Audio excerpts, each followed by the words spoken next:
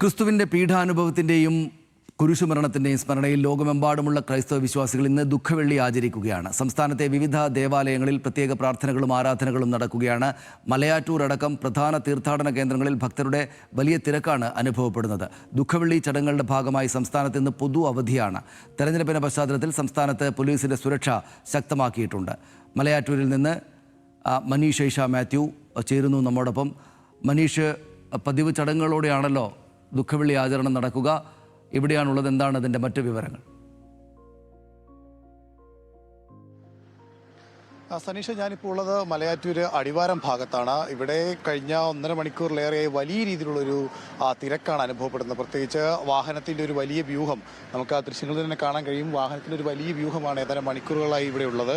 അടിവാരം ഭാഗത്തു നിന്ന് അടിവാരം പള്ളി ഭാഗത്തേക്ക്, അതായത് മലയാറ്റൂരിൻ്റെ അടിവാരം ഭാഗത്തു നിന്ന് അടിവാരം പള്ളി ഭാഗത്തേക്ക് ഏകദേശം 3 കിലോമീറ്ററോളം ദൂരം വരുന്നുണ്ട്. ഈ ദൂരം വരുന്ന ഈ ഭാഗങ്ങളിൽ അത്രയും വാഹനങ്ങൾ അനങ്ങാൻ പോലും കഴിയാത്ത തരത്തിലേക്ക് വലിയ രീതിയിലുള്ളൊരു തിരക്ക് അനുഭവപ്പെടുന്നുണ്ട്. അത് ഈ കേരളത്തിൽ നിന്ന് മാത്രമല്ല, പുറത്തുനിന്നുള്ള തമിഴ്നാട് അടക്കമുള്ള മറ്റ് സംസ്ഥാനങ്ങളിൽ നിന്നുള്ള തീർത്ഥാടകരുടെ ഒരു വലിയ തിരക്കാണ് നമുക്ക് അനുഭവപ്പെടുന്നത്. പീഡാനുഭവങ്ങളുടെ ഭാഗമായി ഈ മലയാറ്റൂരെത്തി കുരിശിൻ്റെ വഴി എത്തിക്കുക എന്ന് പറയുന്നത് വിശ്വാസികളെ സംബന്ധിച്ചിടത്തോളം അത് വലിയ രീതിയിൽ അനുഗ്രഹം ലഭിക്കുന്ന ഒരു കാര്യമായിട്ടാണ് അവർ കണക്കാക്കുന്നത്. അതുകൊണ്ട് തന്നെ ഇന്നലെ മുതൽ തന്നെ വലിയ രീതിയിലൊരു തിരക്ക് മലയാറ്റൂർ ഭാഗത്ത് അനുഭവപ്പെടുന്നുണ്ട്. നമ്മൾ ഏറെ നേരമായി മലയാറ്റൂർ മലയിലേക്ക് നടക്കാൻ ശ്രമിച്ചിട്ട് പോലും കഴിയാത്ത തരത്തിലേക്ക് വലിയ രീതിയിൽ തിരക്ക്, അതായത് നടക്കുന്ന വഴിയിൽ പോലും ബൈക്കുകൾക്ക് പോലും പോകാൻ കഴിയാത്ത രീതിയിലുള്ള വലിയൊരു തിരക്കാണ് മലയാറ്റൂരിൽ നിന്ന് പുലർച്ചെ മുതൽ തന്നെ അനുഭവപ്പെടുന്നത്. എന്തായാലും വിശ്വാസികളെ സംബന്ധിച്ചിടത്തോളം മലയാറ്റൂർ പള്ളിയിൽ എത്തുക, ഇവിടെ നിന്ന് മല കയറി 14 വഴികളിലും കുരിശിൻ്റെ വഴി എത്തിച്ച് മുകളിലെത്തി പ്രാർത്ഥിക്കുക എന്ന് പറയുന്നത് അവരെ സംബന്ധിച്ചിടത്തോളം ഏറ്റവും വിശ്വാസം നൽകുന്ന ഒരു കാര്യമാണ്. അല്ലെങ്കിൽ വിശ്വാസികളെ സംബന്ധിച്ചിടത്തോളം അനുഗ്രഹമായി അവർ കരുതുന്ന ഒരു പ്രത്യേക ദിവസം കൂടിയാണ് ഇന്ന്. പ്രത്യേകിച്ച് ദുഃഖവെള്ളിയാഴ്ച മലയാറ്റൂർ മല കയറുക എന്ന് പറയുന്നത് സംബന്ധിച്ചിടത്തോളം വിശ്വാസികളെ സംബന്ധിച്ചിടത്തോളം അത് അവരെ സംബന്ധിച്ച് വലിയ രീതിയിലുള്ളൊരു അനുഗ്രഹം നൽകുന്നു എന്നവർ വിശ്വസിച്ച് പോരുന്ന ഒരു കാര്യം കൂടിയാണ്.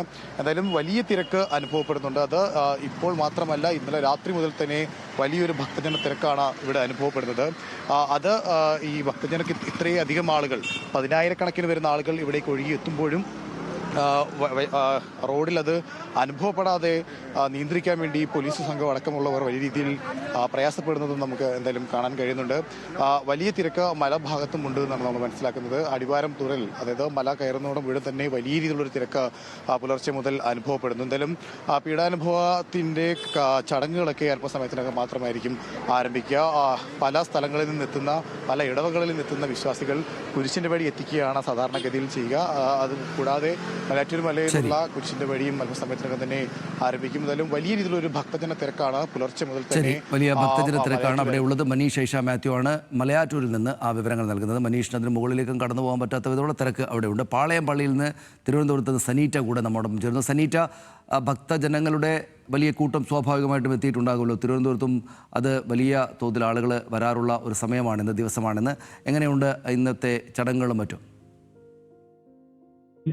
സനീഷ്, വലിയ തരത്തിലുള്ള ഒരു തിരക്ക് തന്നെയാണ് ഇപ്പോൾ തലസ്ഥാനത്തും കാണാൻ കഴിയുന്നത്. നമുക്കറിയാം, യേശുക്രിസ്തുവിന്റെ ത്യാഗത്തിന്റെയും സഹനത്തിന്റെയും മരണത്തിന്റെ ഓർമ്മപ്പെടുത്തലായി, അല്ലെങ്കിൽ ഒരു ദുഃഖാചരണമായി ഇന്ന് ക്രൈസ്തവ വിശ്വാസികൾ ദുഃഖവെള്ളി ആചരിക്കുകയാണ്. രാവിലെ തന്നെ തലസ്ഥാനത്തിന്റെ പല ഭാഗങ്ങളിലായി ക്രൈസ്തവ വിശ്വാസികൾ ഒത്തുചേരുന്നുണ്ട്. ഇപ്പോൾ ഞാനുള്ളത് പാളയം സെന്റ് ജോസഫ് കത്തീഡ്രലിന് മുന്നിലാണ്. ഇപ്പോൾ എന്തായാലും ആയിരക്കണക്കിന് വിശ്വാസികളാണ് ഇങ്ങോട്ടേക്ക് എത്തിച്ചേർന്നിരിക്കുന്നത്. ഇവിടെ മറ്റൊരു പ്രത്യേകത, വിവിധ സഭകളിൽ നിന്നുള്ള വിശ്വാസികൾ എത്തിച്ചേർന്നിട്ടുണ്ട്. അതായത് ലത്തീൻ അതിരൂപത, മലങ്കര കത്തോലിക്ക സഭ, സിറോ മലബാർ സഭ, ചങ്ങനാശ്ശേരി അതിരൂപത, കോട്ടയം അതിരൂപത എന്നീ നിരവധി സഭകളിൽ നിന്നുള്ള വിശ്വാസികൾ ഒത്തുചേർന്നിട്ട് ഒരു കുരിശിന്റെ വഴിയാണ് ഇപ്പോൾ രാവിലെ തന്നെ ഇവിടെ സംഘടിപ്പിച്ചിരിക്കുന്നത്. വലിയ തരത്തിലുള്ള ഒരു ക്രമീകരണം തന്നെയാണ്. ഈ കുരിശിന്റെ വഴിക്ക് ശേഷം തന്നെ ഇവിടെ ദിവ്യബലിയും മറ്റ് ക്രമീകരണങ്ങളും നടത്തിയിട്ടുണ്ട്. എന്തായാലും ഇന്ന് രാത്രി വിശ്വാസികളുടെ വിശ്വാസം അനുസരിച്ച് രാത്രി ഈ ക്രിസ്തുവിന്റെ ഈ അടക്കം, അതായത് കബറടക്കത്തിന് ശേഷമായിരിക്കും ഇത്തരത്തിൽ ഈ ദുഃഖവെള്ളിയുടെ പ്രാർത്ഥനാ ക്രമീകരണങ്ങൾ അവസാനിക്കുക. തുടർന്ന് എന്തായാലും ഈസ്റ്ററിന്, അല്ലെങ്കിൽ ഈ 3 ദിവസം കഴിഞ്ഞ് കർത്താവിന്റെ ഉയർത്തെഴുന്നേൽപ്പിന് വേണ്ടിയിട്ട് കാത്തിരിക്കുന്ന വിശ്വാസികളെയാണ് കാണാൻ കഴിയുന്നത്. എന്തായാലും വലിയ ഒരു ഭക്തി, അല്ലെങ്കിൽ ഒരു പ്രാർത്ഥന, അത്തരത്തിൽ ഒരു പ്രാർത്ഥന, കർത്താവിന്റെ മരണദിനമായ ഇന്ന് വലിയ തരത്തിലുള്ള ഭക്തി ഇവരുടെ പ്രകടനമാണ് വലിയ തരത്തിൽ നമുക്കറിയാം കുരിശിന് വഴിയേക്ക് പതിനാല് സ്ഥലങ്ങളിൽ ഈ കർത്താവിന്റെ മരണത്തിലേക്ക് നയിക്കുന്ന ഈ 14 സ്ഥലങ്ങൾ പ്രധാന 14 സ്ഥലങ്ങൾ ഉൾപ്പെടുത്തിയിട്ടാണ് ഇത്തരത്തിൽ കുരിശിന് വഴി നടത്തുക. അത് വലിയ തരത്തിൽ ശരി നന്ദി സനീറ്റ. വിവരങ്ങൾക്ക് ദേവാലയങ്ങളിലെല്ലാം പ്രത്യേക പ്രാർത്ഥനകളാണ്. നമ്മുടെ നാട്ടിലെ തീർത്ഥാടന കേന്ദ്രങ്ങളിലെല്ലാം ഈ പ്രത്യേക ദിവസം അങ്ങേയറ്റം വിശ്വാസികൾക്ക് പ്രധാനമായിട്ടുള്ള ദിവസം വലിയ തിരക്കാണ് അനുഭവപ്പെടുന്നത്.